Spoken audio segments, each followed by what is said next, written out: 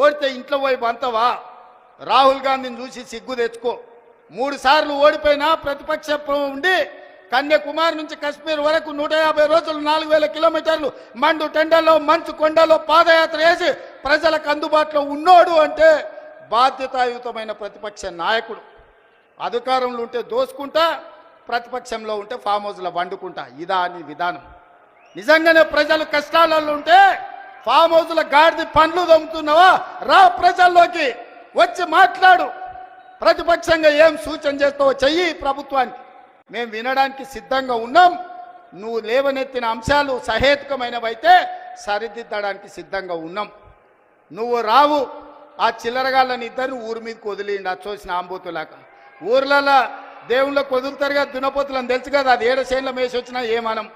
దేవరకు వదులుతాం కదా, అది చూసిన వాటిని దేవరకు వదిలే ఓ రోజు బలి ఇస్తారు.